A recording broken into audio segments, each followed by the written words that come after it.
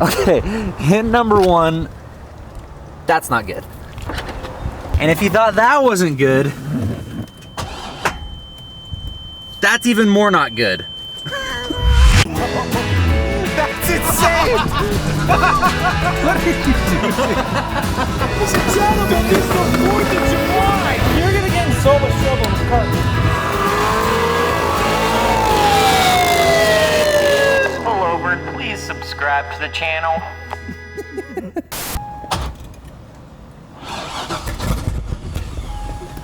Yeah, nope, not today.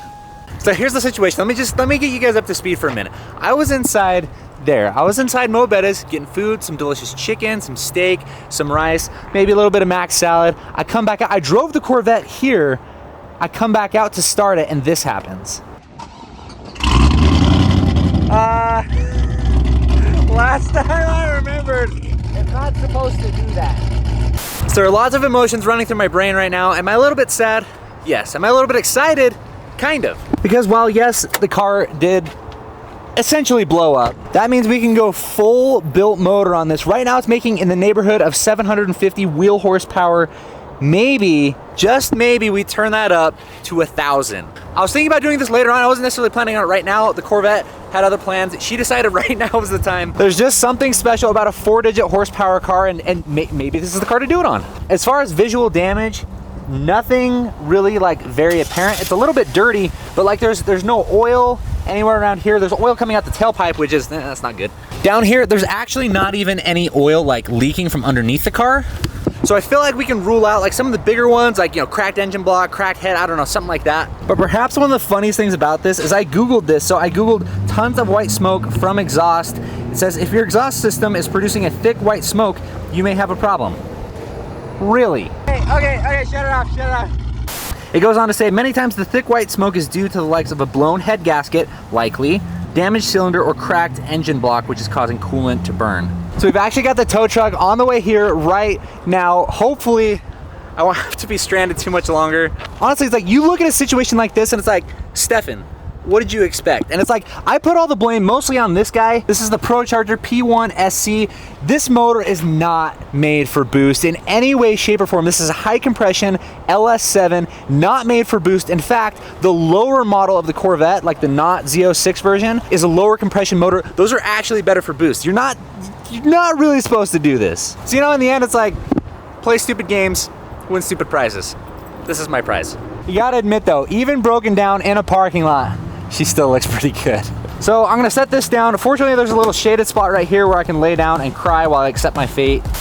Here we go. Hey, that's my guy. What's up, dude? You made it back. Yep. How you Heck doing? yeah. I was kind of hoping that I'd never see you again, but I'm also glad that I saw you again. Man, I hate to see her like this, but she's going to a better home for now. Also, this is Jason. Shout out to the homie Jason for getting the Corvette all loaded up. You know, not all heroes wear capes, but the guys at A-Team Towing surely deserve capes. Yep, bring her on back. You know, it really says something about the Corvette because obviously I have the GTR too, but this is the second time we've had to tow the Corvette, the GTR 0. Effectively, this is the problem child.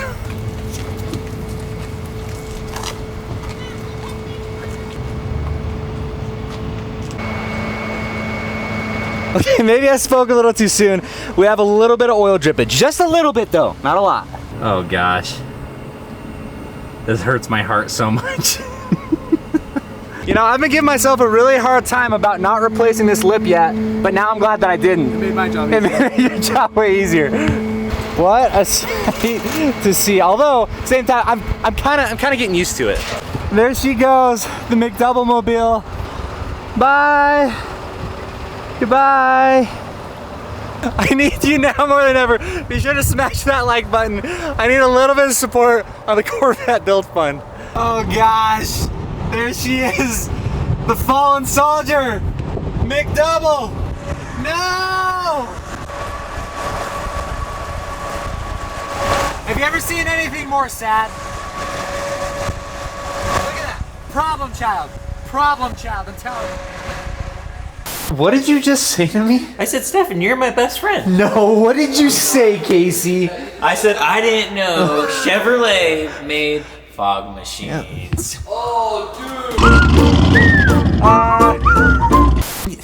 Can you believe this guy?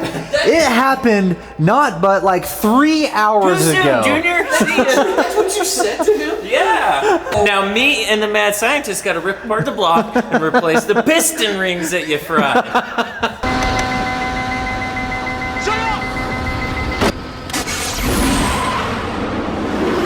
Also, guys, mega shout out to James for letting me borrow the Tesla today. The guy is a real one. He's a real true friend. If you're not already subscribed to him, you live under a rock.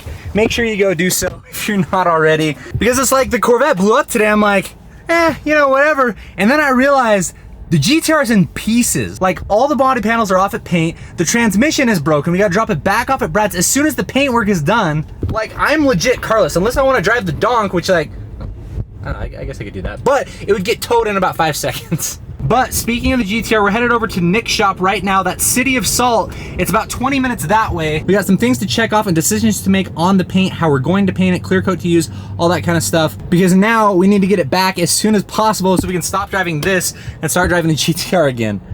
Okay, so we're here at City of Salt. They have the legit paint booth here. And fortunately, I happened to come right when they were working on my kit. So we've got the fenders here. This is the one that had the crack in it right here. I think I showed you guys that. So they repaired that. They've got a little bit of primer on here. And then here's the front bumper. So we were talking about how we're gonna paint this because this whole center section is carbon. The outsides obviously are not. So we're kind of drawing like some imaginary lines in here to see where that paint line is gonna be. We're hoping that we can retain the carbon like up here so that we can essentially keep like this whole like mouth of the car just full exposed carbon. So they've got some high build primer along here, essentially just to kind of correct some of the imperfections along like these really important mounting points, like where the headlight goes, where it lines up with the hood and everything like that. So it's all gonna be solid and good to go when we actually put it back on the car.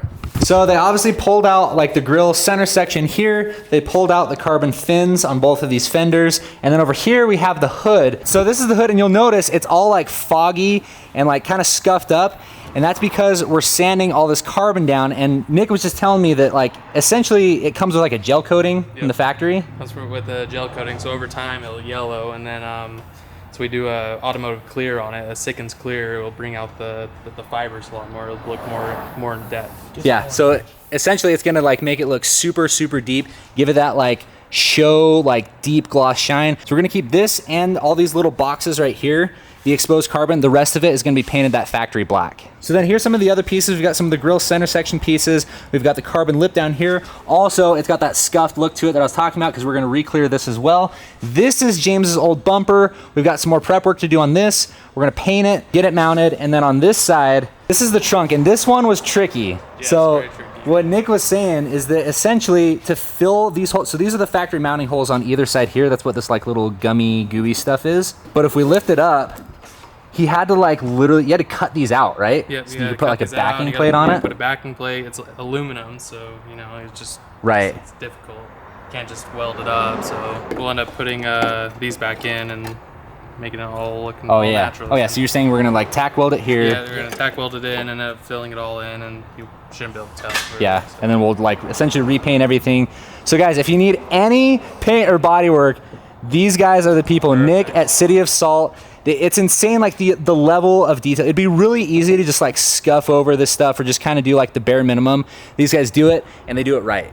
You know, it's almost comical how quickly things escalated in my life. The GTR itself, the transmission broke. Took it to Brad's, got it back. Transmission is still broken. Took all the panels off. They're off at paint. Drove the Corvette. Corvette blew up. Corvette on a trailer, and all of a sudden, in like the blink of an eye, I felt like the blink of an eye, I'm like carless. I need your guys' support right now.